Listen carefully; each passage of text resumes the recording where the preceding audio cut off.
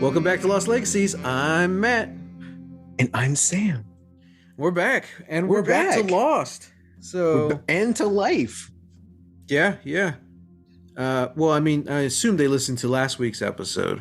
Oh, that's true. So, That's true. Yeah. yeah. However, you know what I was thinking, Sam? Because What were you thinking? I was editing last week's episode, which guest starred the one and only our dad. Round of applause. Oh, and listeners, our dad is just dying to come back already. It's just been one episode. He's ready. But as I was editing it, it was very long, and I think I ended up cutting out some stuff that like we didn't really include that in, but I don't remember. So like I don't remember if we talked about Doctor Strange 2 or the Princess, because Dad hadn't seen either of them. Oh, in the episode? Yeah. Oh, okay. I don't remember. Listeners, if you want to know our thoughts on Doctor Strange in the Multiverse of Madness and The Princess, which is a Hulu original movie, let us know on Lost Legacies, because I don't want to just repeat ourselves over and over again. But we got some takes. Yeah. I'll tell you what, I'll just link you to my letterbox. How about that? Yeah, there you go. So, yeah, I mean, I think all in all, we liked it. Oh, yeah. Yeah. What I didn't talk about... What? Well, I can't really call it a hot take because there are a lot of people who don't like Doctor Strange, which I think is unjustified. I think it was a good movie. I don't think Phase 4 is anywhere near as bad as everyone's saying it is. Oh, for sure. I think it's because it's not Endgame. You know? Everyone was expecting we knew, like us, we knew what was going to happen. We knew it was going to be a reset. That's what they even said this was. Like, Phase 4 is going to build out this new universe. Who are we following? Who are the characters? What are the stories? But what everyone wanted was something even bigger. You know? Like right away. Yeah. Yeah. They wanted multiverse from right off the get-go and big, yeah. I mean, there's not going to be any Avengers movie in Phase 4. And I think that's what everyone's wanting. And I'm like, guys, no, you have to rebuild, man. You have to start over. Which like that's what gets me so often is that, you hear everybody, the fan theorizing, we got to chill on it, guys. Like, we really just got to tone it down because y'all are setting yourselves up for failure. Everybody is like, no, Mephisto's going to be it. They're going to tease, this character, Living Tribunal, all these things. And I'm like, guys, there's no way they're going to do like 50 plus cameos plus teasing like 3 separate storylines, like all within, 1 2-hour movie, maybe 2.5-hour movie. There's no way. One, because it sucks. Yeah. That sucks. Yeah, like substance. Like you guys are fan theorizing, fan casting, all this stuff. And it's like, no, that sucks. That's not what the movie's about.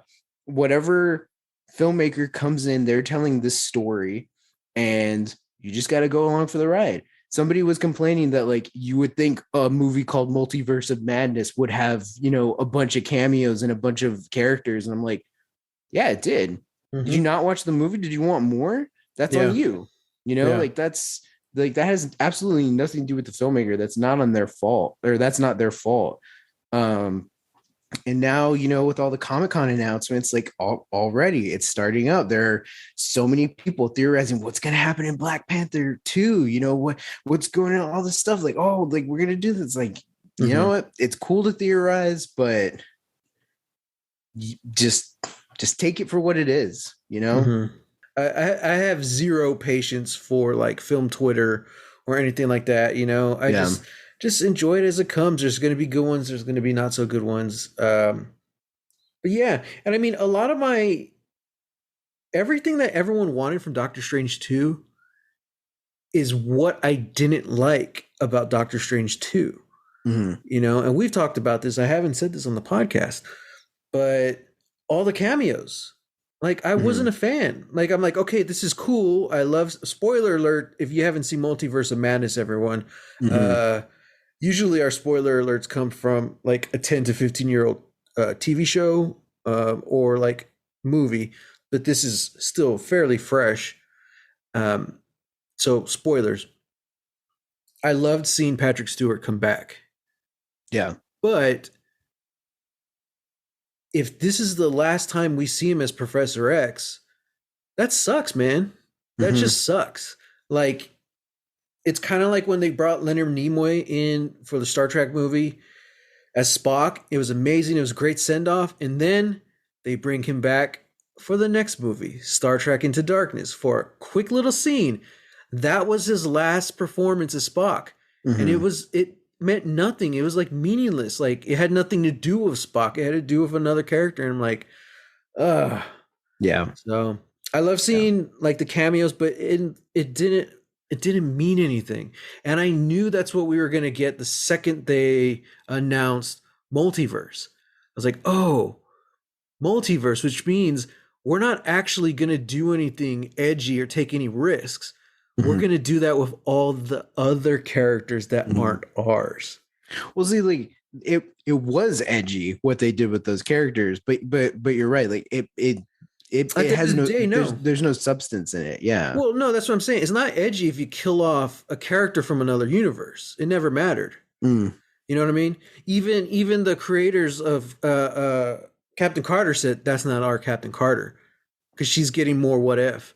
And I'm like, it doesn't matter, you know? Yeah. If that was our Peggy, which I mean that you would have to explain it, then that we would have felt something, you know? Instead it was just like, oh, that sucks.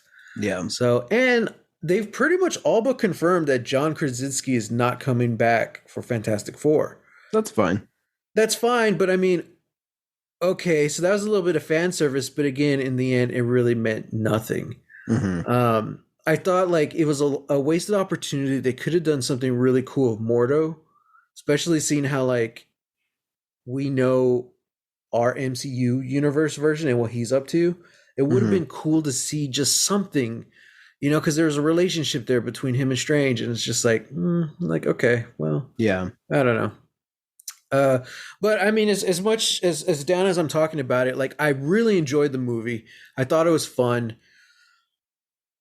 I'm glad they didn't have a lot more of that though, because that's what it would have been if we had so many more other cameos and stuff.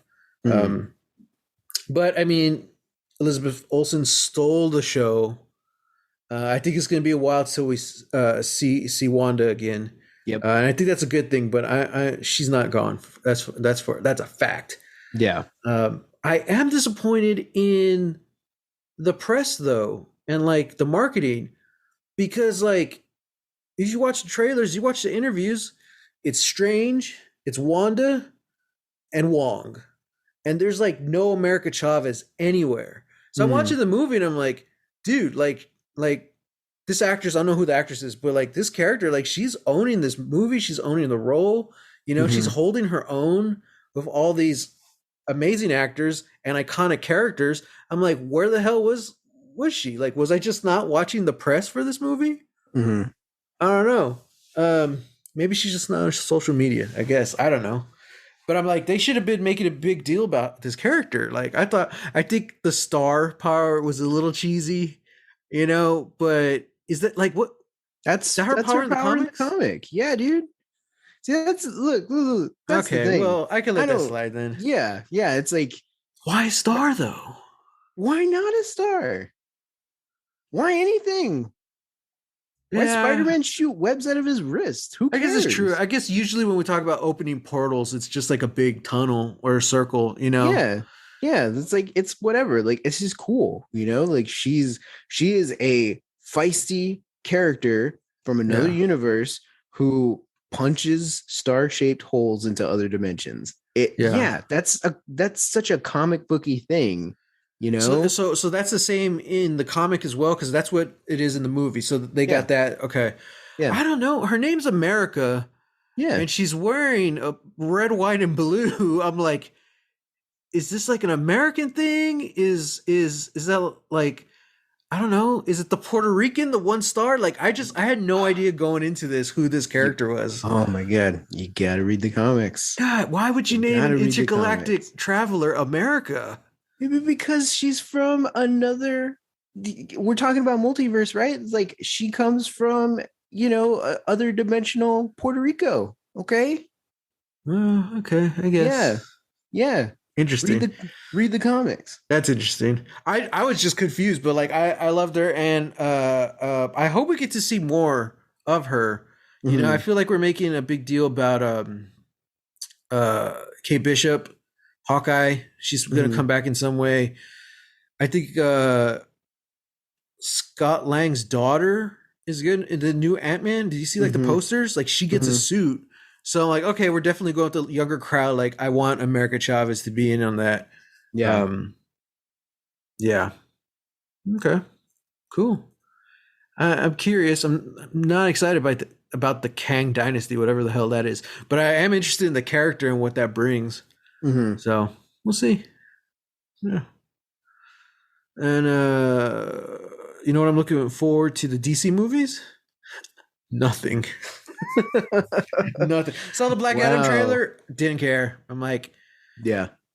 It's just The Rock with superpowers. Like there's nothing different. I will say I am like pretty psyched for Pierce Brosnan to be playing Dr. Fate, but I have a feeling he's just going to get buried next to The Rock, you know? Yeah, potentially. So, and like non-surprisingly, there was no mention of The Flash at this Comic-Con.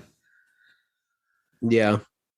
Like, I don't know what they're going to do. Like a part of me feels like they were saving a lot of their stuff for their own thing, the DC fandom thing that they've been doing annually. But even then I'm like, I don't know that they're going to talk about the Flash at all. Yeah.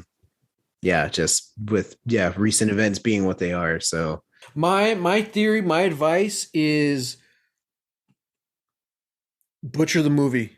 Like you can't release this movie no matter what you do, the Flash movie, because of what Ezra Miller's getting up to.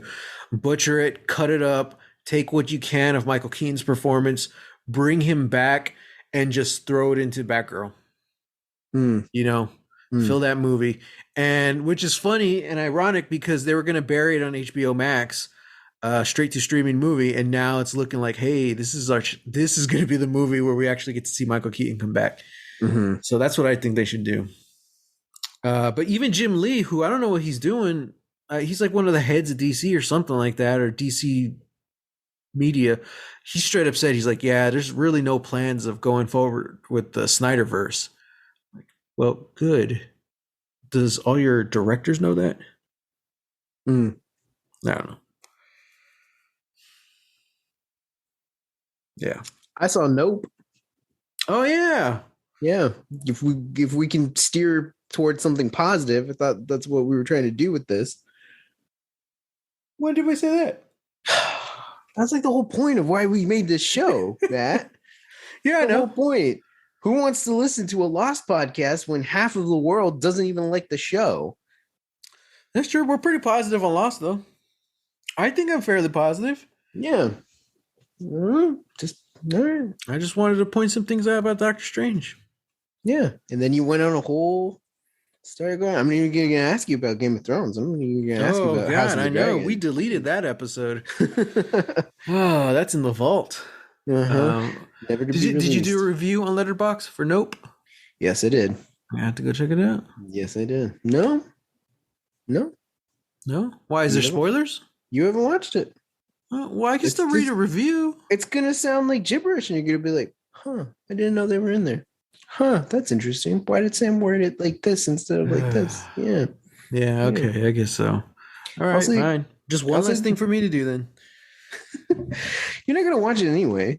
I'll watch it like when it's streaming, because I can, it's not scary if it's on my laptop. You can pause it when you're like, I can pause it. Too scary. Yeah, too scary. Yeah. It's, it's dark. Let me turn the lights back on. Okay. Turn the full brightness. Edit it so that it's not super dark. Yeah. The way cinema was intended. Oh yeah, absolutely. No, dude, it's great. It's a fantastic movie. In my opinion, Jordan Peele's 3 for 3. Yeah. Well, that's good. So great. It's like alien invasion, but not the way you're thinking at all. This is so much less science. because I heard a lot of that going into it. It's like it's Jordan Peele doing signs, doing all that stuff, and then when you're watching the movie, you're like, absolutely not. No, Mm-hmm. this is something completely different. It feels in many respects, it feels much more akin to Jaws. That's cool. And yeah, it's real cool. Won't say anything more than that. Some of the best performances of the year though, and uh yeah, going as blind as possible. It's great. Nice. Yeah. And on that note, we're here to talk about Lost. Specifically, season 3, what is this? Episode 17, Catch 22. Mm-hmm. When Desmond has a flash of a stranger arriving on the island, he recruits Charlie, Hurley, and Jin to join him in finding who he believes to be Penny. What do you think, man? This was a wild one. Mm-hmm. This was a wild one. First, let me just say, it feels good to be back. We were off from Lost for like a month. I'm like, oh, it's so good to be back. Oh, I know. It was it was an unintended break, and that whole time I was like, man, I really miss Lost. I really miss. I miss watching Lost, and I miss talking about it with you because that's part of my weekly routine. Mondays I wake up, I watch the episode, get out of work, we record, and yeah, it's like this is how it's been through the whole pandemic. So not having that for like a whole month, I was like, oh man, this feels weird. You're going cold turkey, you're getting the shakes. Yeah, talk about an episode to come back on, right? I know. I was like, thank God this is a Desmond episode. If it was a Jack episode or something, I'd have been pissed. Yeah. All right, so what did you think about this episode? Solid, just rock freaking solid. Yeah, man. And I think it's interesting. I think it's probably because we've had so many flashbacks with like, at least like the trio, the main trio, Jack, Kate, Sawyer, and even like other like smaller characters like Charlie, who never really like super into his flashbacks. So maybe it just hasn't settled in yet. For Desmond, like we're not that far along with him yet, but. I'm always so intrigued by any flashback Desmond has. I know. I know.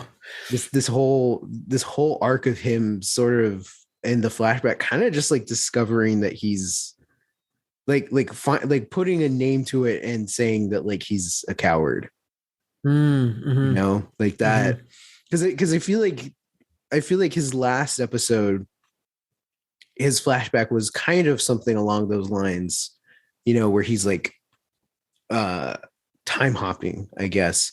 But a lot of it is more about like having the opportunity to do it again. And could you do it again? Could you do it different? All those things. This time there's none of that. He like it's straight up flashbacks, but this is more him realizing that he took an easy out the second he saw it. Yeah. Well, yeah, it's interesting because this flashback takes place before any of his other flashbacks. So to see that same behavior now further back, it's like, okay, yeah, he's a coward. We've seen him run before. That's why he leaves Penny. And now you're seeing it here, and he's still running. So like, it's kind of putting the pieces together. For sure. I think there was a point there, but yeah, that's just what I wanted to say. It's cool to kind of like see what you said, to put a word to it. Like, he is a coward. Like, okay. Him running from Penny, that's not the first time. We didn't know that till this episode. We're like, oh wow. But there is something to be said about it. He said he had a calling. He felt compelled by this monk guy to go, and even the monk says, this isn't your place, but I have no doubt you're on the right path. And that's the path that led him to Penny, which in turn led him on this whole journey, of leaving Penny, of doing the race, of getting stuck on this island. So yeah, it's cowardice, but at the same time, is it fate? And that kind of goes back to his time hopping episode. Like, how much choice do any of us really have, especially Desmond? Because you're seeing, he's making his own choices, but it's almost like it's predetermined. Like, this is what you're meant to do. Yeah. When was he in the military? I don't know. That part's still shaky to me. I'm assuming it's after he meets Penny. So it's like sometime between now. Yes, it is. Because when he gets out, I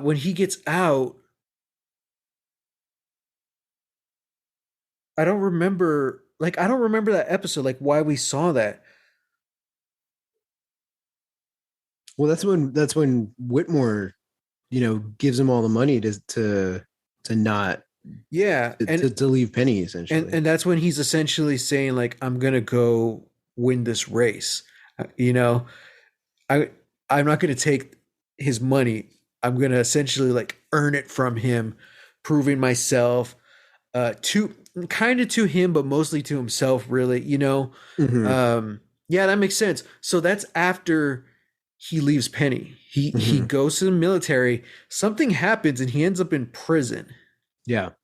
And then that's when he gets out. Okay. See, it's weird when we have flashbacks, but they're not told in the right order. Yeah, in the linear order. So, yeah. Wow. Okay. So this is the first back we've seen him this episode. Yeah. So with Ruth, that was her name. Leaves a girl for the monks. On the altar. On the altar. Well, it was it was a week before, but everything had been paid for. So it's, just short of the altar. Yeah. But I thought it was kind of ironic how they're having this conversation sitting in her house and there's tons of crucifixes all over the place. And he opens up to her saying how he had a calling, he had this whatever happened to him, and it called him almost like for a higher calling to do something what he was meant to do. And she's just like, that's a bunch of crap. Yeah. I was like, oh, okay, well, all right. Yeah. So much for that. So yeah. Crazy. But it was I think what was good is they really put Desmond in a moral pickle. Because he's getting visions of something that's happening, including them finding like someone parachutes to the island. He keeps having, like, we're not really too sure of it, but he keeps having flashes of the picture of him and Penny. So we kind of assume it's the picture he already has. Who knows? But he truly believes Penny is coming and he has to get to her. But in the process, Charlie gets killed. So it's this really kind of trippy, almost like a time travel story. He has to make sure everything happens correctly except Charlie dying. Yeah. It's kind of like a time heist almost. But yeah, and we kind of question it because Charlie and him are fighting the whole time for various reasons. And we're like, I don't think he's going to let Charlie die. But he even says it's pointless. He's like, I've saved you 3 times now, brother. It's not going to stop. Like, oh, geez. So that was a cool little, I don't know, quandary. And of course, Desmond's Desmond. So he doesn't let Charlie die. Yeah. He risks Penny. He risks it all to save Charlie. But needless to say, they find the parachutist. And it wasn't Penny. Don't know who it was. But she knows him. She has his picture, the picture of him and Penny, the same picture in the book, Catch-22 in Portuguese. And she calls him by name, Desmond. And she passes out. So like, holy crap.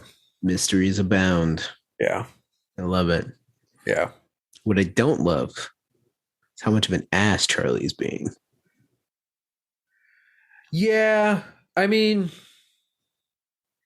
it's tough because he is. And Desmond even says, like, how many times do I have to save you before I earn your trust? Mm-hmm. But at the same time, we also know Desmond's gambling with Charlie's life. So it was kind of hard to fault Charlie this episode. He was being a Yeah, jerk, but it's like no one's in the right here. Um, yeah, I mean, yeah, and the whole thing is yeah, no one's yeah. talking. No one's talking. You know, Desmond doesn't want to tell Hurley the truth. He doesn't want Mm-hmm. to tell Charlie the truth. He's telling everyone little bits of stuff. Mm-hmm. Also, his perspective is if I say it, it'll change the picture. You know, he Yeah. describes it as you're trying to put a puzzle together and you don't know what the picture is. Mm-hmm. But the more he tells people, the more things start changing and the picture changes. And typically that's fine because changing the picture saves Charlie's life.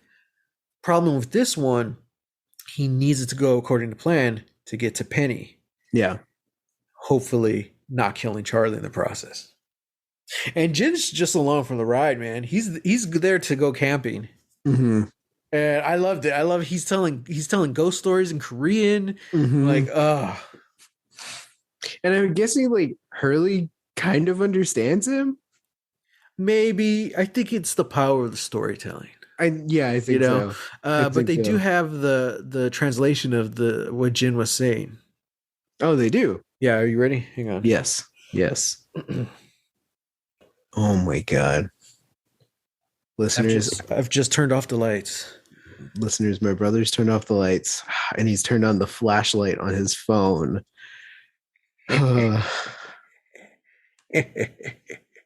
Mm-hmm. So what Jin was saying was, and the girl turned to the man who saved her and said, "Thank God, I was afraid you were the hook man." And the man looked at the girl with a smile and said, "Don't worry, little girl. My hook is still in your father's head." That's literally what the translation was. Oh wow. I love it. They have the Hookman story in Korea. I love it. I love it. Yeah. Ugh. Yeah. There were so many little moments this episode that Mhm. I don't know. It just really like it's kind of what I always want from stories like this, like stories of survival or something where like everybody is coming together, you know, Yeah. from different backgrounds, but we all find something that's kind of like, okay, yeah. So like telling ghost stories when you're camping, Mhm. whistling the theme to Bridge Over the River Kwai, Mhm. Yeah. you know, because both Jin and Charlie are doing that as they're just Mhm. strolling down the beach, and I thought that was so great. Yeah.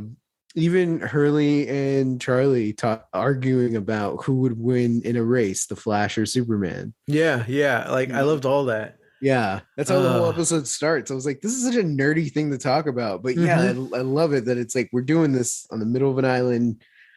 We're lost, you know, all that stuff. Yeah, yeah. But I will say, again, Charlie's wrong because the Flash would win. Oh, totally. Yeah, Mhm. definitely. There's a whole comic too that like kind of came out and like put that whole like issue to rest because you know everybody's like, Mhm. oh no, like Superman, he's got all these powers and stuff. Like, well, Flash has all these things. And there's a moment I forget what comic it is, but there's a moment where they're both racing over the water and they're talking to each other, and Barry says something along the lines of it's like, well, I have to go. It's nice seeing you. And Clark's like, what are you talking about? Like you're just gonna run off? It's like, we both know you're not faster than me. We both raced. I've even won some of those races. And the Flash just looks at him. He's like, yeah, but the thing about those races were for charity. And he just books it and he fucking zooms across the No, you ocean. can't I'm say like, zoom. You can't say zoom. He's a bad guy. he just whoosh He whooshes. whooshes. He whooshes across the ocean. You're just like, whoa. So, Yeah. can Superman Okay, because the Flash can go so fast, he enters the Speed Force. The Speed Can Force. Superman enter the Speed Force? Nope. Okay, so I'm gonna go on a little, not a tangent. I just want to do a little sidetrack here. Now that we're talking about the Flash, guys, I've been playing DC Universe Online. Mm-hmm. It's a game. I think it's like 11, 12 years old right now. Online multiplayer game. Mm-hmm. I played a little when it first came out, but it wasn't that great. Lots of stuff you have to pay for. Now here we are a decade later, and a lot of the content is free. I just rediscovered it. I'm having a blast. I'm making so many superheroes. It's consuming my life. I wanted to make a superhero that was like turtle based. Mm-hmm. So I'm just like, yeah, he looks like a turtle. I don't know, because that's like my favorite animal. Or pug, like a pug superhero. That would be cool. But anyway, I looked That up was horrifying. like turtle characters in comic books. Mm-hmm. There was a villain called the Turtle. Mm-hmm. He was a Flash villain. Mm-hmm. Now, the reason he was called the Turtle is because he took his time planning these heists. He really had a lot of patience to orchestrate these big grand heists. Okay, whatever. And then he kind of disappears for a while. Then when they rebranded that character, they changed him and it gave him superpowers. He had the ability to enter I think it was called the Still Force. Okay. And he was able to slow other people down. Oh, that's cool. And I'm like, that is really cool, especially for a Flash villain. That's what CW doesn't understand. They keep every season, it's the same thing. Oh, it's just someone who's faster than Flash until you realize, oh, they're not. Mm-hmm. Same thing with Arrow. It's like, how many Arrow-esque characters did they have him go against? Oh, this one's wearing red. Oh, this one's all black. Oh, this one's all white. I don't know. It's like, Arrow doesn't have to Green Arrow doesn't just have to fight people who shoot bows and arrows, you know? Mm-hmm. Get someone like the Turtle, who's literally the opposite of the Flash. This is the one guy who can slow the Flash down. Mm-hmm. That's a character. I like that. I'm going to make him a superhero, though. But anyway, back to Lost. I don't know. I just thought that was so cool. Mm-hmm. Yeah, CW, you don't know what you're doing. Jeez, cancel Legends of Tomorrow. That's what you're doing. Bunch of hacks. Oh my gosh. Think positive. Gotta think positive. Oh, that's right. See, we've been off for a month, dude. Like, I'm not positive anymore. I need to find my chi. I need to find it in myself. Mm-hmm. I'm positively excited for the new Daredevil show. We'll have to talk about that when we get more info on it.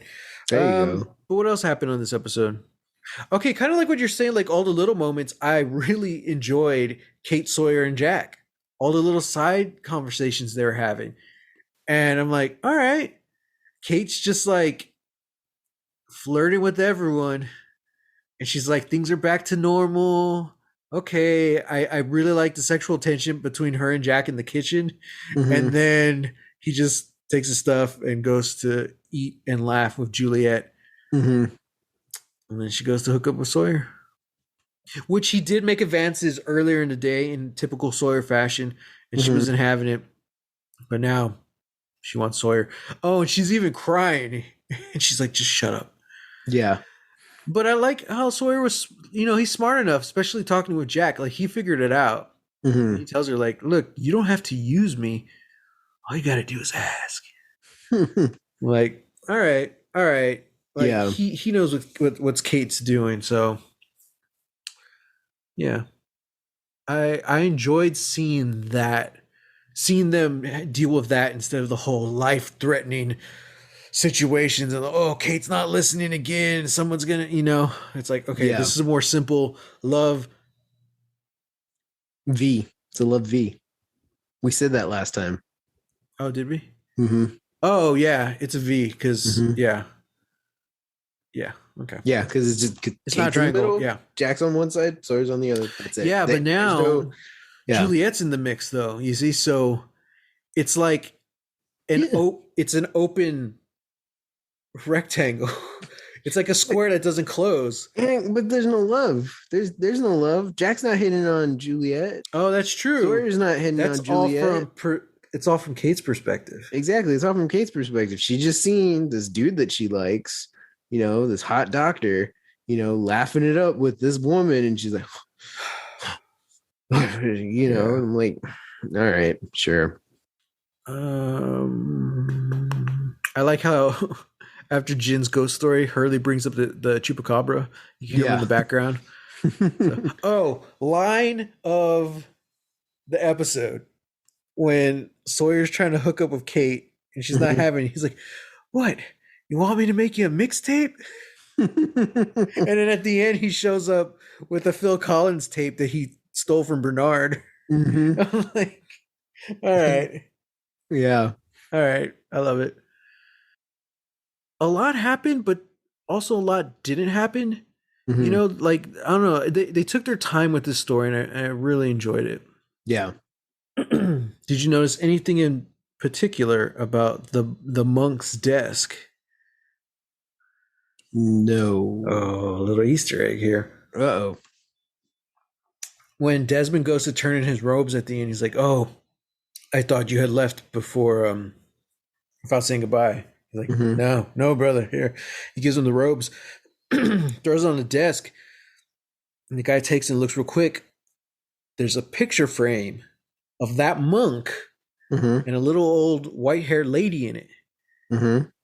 And it's the little old white-haired lady from the antique shop in the last Desmond episode. Oh. Yeah. And that's it. So I'm like, who knows if that's going to come into play or not? I mean, we're fairly certain we haven't seen the last of her just because, like, she really, like, that episode, including her, like, sent us into a different genre. So I'm like, I don't think that's the last we've seen of her. But that was a cool little moment. You're like, oh. And of course, 2007, the internet was flooded. The forums are just, what's going on? Who is the antique lady? Oh. So, speaking about 2007, this episode was the first Lost episode available for download on iTunes in a widescreen format. So think about that. 2007, we're 3 seasons into the show, and you could only get standard ratio definition. Lost. That's disgusting. Technically, that's how old the show is.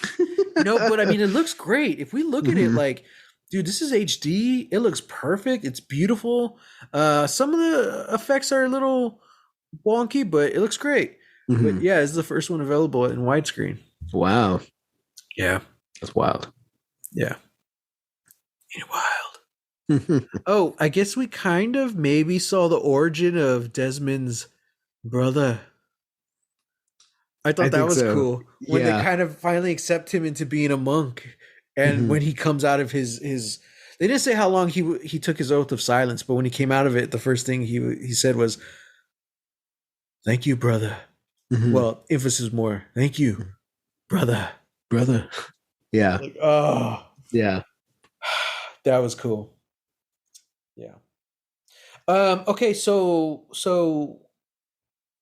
this is a weird, trippy episode. What are your thoughts and theories? I don't know. Okay, my theory is that obviously Penny wasn't gonna, jump at the one chance, to get to the island. We saw the helicopter crash into the ocean, so who knows what that's about. And we saw another person, like we saw the like the red blinking beacon go over the island. So my thinking is like maybe there were like 2 different ways they were trying to get in. Maybe one was helicopter, they just go straight in. Obviously, the electromagnetic field, whatever that's blocking them, got the helicopter all, choked up, and then it crashed. My other theory is that there was like a plane flying over at the same time, maybe from another direction. I don't know. But like there's a plane flying over, and then as they're getting electrical interference, they're going to start turning.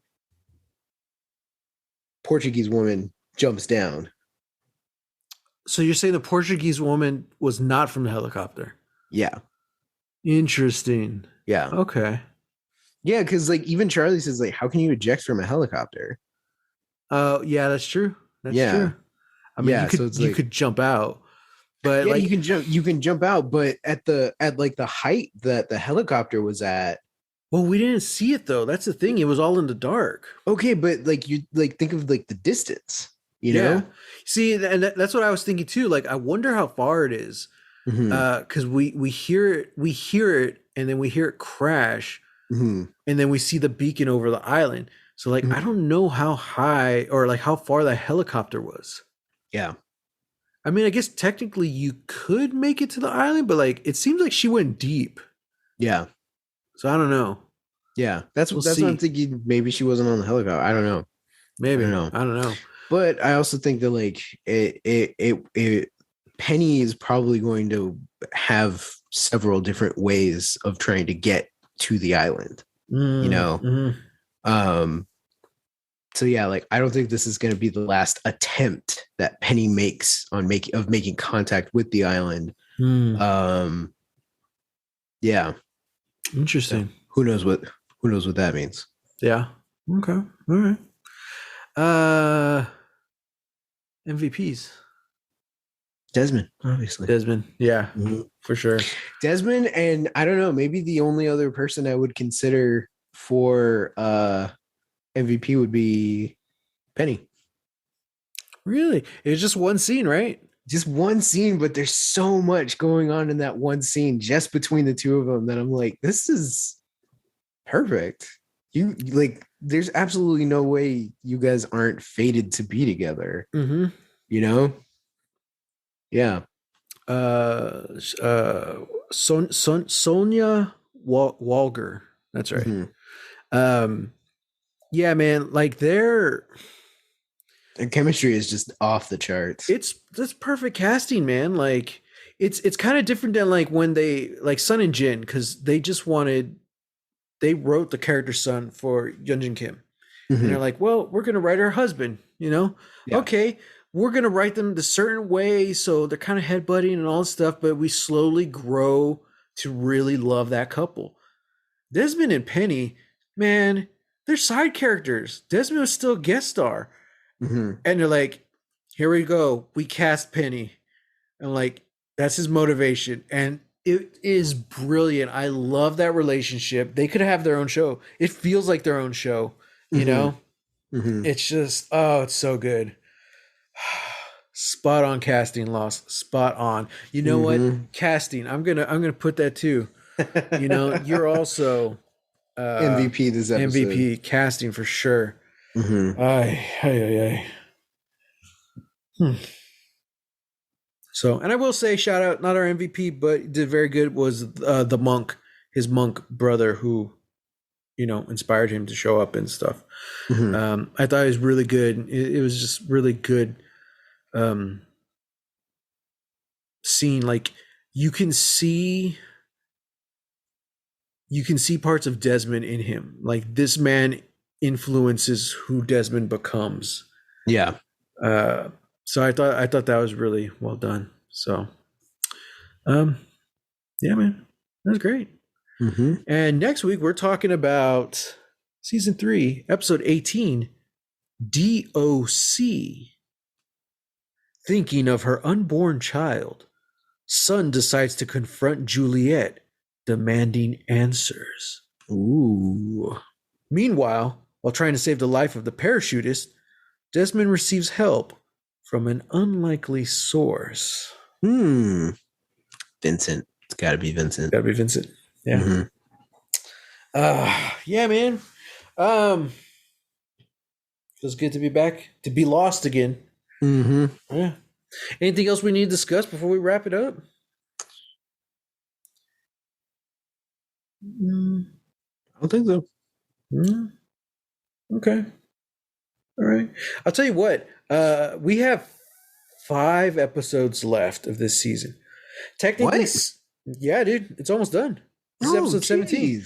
Technically, it's 6, but the last 2 was one finale. They aired them together. Oh, okay. So yeah, we got 5 left for this season. Holy smokes. So we're already in the second half of the show, and especially Mm-hmm. after those episodes, that's the first 3 seasons done. I want to hear your new thoughts on your Lost revival and or sequel that you talked about a while ago. Oh I my want to hear how gosh. your thoughts have changed on the matter. Okay. All right. Well, That's my challenge to you. okay, yeah. It was interesting too, like watching this episode, I was kind of like building out like a Desmond-esque character, but Uh, not seeing the future. I'm okay. like how could we do kind of similar to what like your to the turtle, you know, where it's like, oh, he Mm-hmm. can slow people down. Like the one thought that I just had, like, what's the opposite of like being able to see into the future? Like seeing the past. And then I'm like, well, how would that fit? How would that relate? And then it'd be like, what if it's like you can start it's almost like a this is a bad example, but it's almost like a like from South Park, like the Captain Hindsight, you know, where it's like you should have done this, you know, you should have done that. Except the only way that I can say it is like it's like you don't know what it is that you're stepping into until you get there, and then you can sort of piece together like what happened, or Yeah. you know, and maybe sort of use that to predict like what's going to happen, you know. Yeah.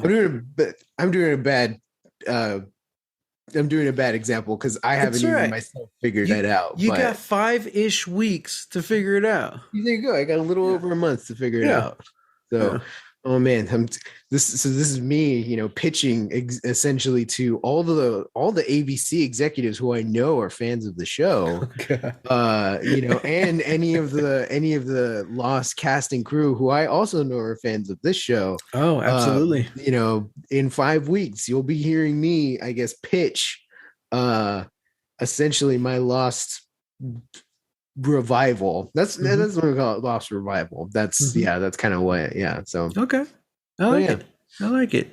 See, Yeah. I think all I know is I wouldn't sell it as a lost show. Mm, So I already know it's doomed for failure. But yeah. like at the end of the first season or like leading up to the end of the first season, it's revealed that like, hey, there's an island out there. Huh? So like I don't know, I just kind of like the concept of like it being like a cool kind of weird supernatural sci-fi show, but you don't really know what's going on and then you start to figure things out and you realize their goals and the place like they're trying to get to all intersects in one location Mm. and you discover this is an island. Are we trying to find an island? That yeah, they're like Wait, so okay. so your whole first season is not even on an island? They'll go to the island, but kind of like I don't want to give too much spoilers, but kind of like the Magicians. That first Mm. season, like it's one show, but then like those last couple of episodes, they change Mm. a couple of locations, and that really changes the whole like series going forward. Mm. I would do something like that, um, Mm. Okay. but it has to feel the same. Basically, what you're doing is like making a lost show that's all flashback. Mm-hmm. You know how we've seen the flashbacks and how like some of them are like really feeds into the main storyline. Mm-hmm. It's kind of like that. It's all feeding into this bigger picture that you get the further you get into the story. Like, oh, okay. Mm-hmm. Because I wouldn't drop it. I wouldn't be like, oh, we're doing a Lost revival and so's coming back, so and so's coming back. Like, no, just kind of like start from the bottom up, and then slowly you could bring in more characters who survived the original series, of course. Of course. Of So course. yeah, I don't Mm-hmm. know. That's how I would do it. All Sell right. it as its own thing first, and then the reveal. And also be like, wait a minute, this Mm. show's been on for months and it's lost. So everyone's Dang. rushing back. Also, I just really like screwing with the rating system. You know, take that, Nelson ratings. To hell with the Nelson ratings, all right? They're outdated anyway. Yeah, yeah. Well, okay, fine. This is my challenge to you then. I want to hear in 5 weeks what else you have for this secret Oh, lost it's gonna suck. revival. No, I don't care. No.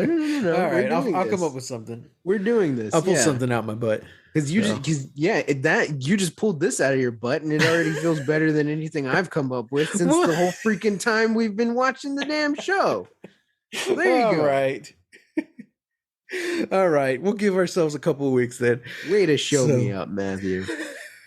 I thought I had crap. Honestly, I thought that's what I was saying. I thought it was good. I don't know. Just coming out of my mouth. Maybe I'm just being self-conscious. I don't know. Go to therapy, kids. Guys, go give some love and validation to my brother on Twitter. Okay? And hit me up as well. I'm at Twitter _Matt Jimenez and on Instagram at Holy Hand Grenade of Antioch. And you can find me mostly on Twitter, but also a little bit on Instagram at Reel. That's REEL Texas Weirdo. Yep. Till next time. Get lost.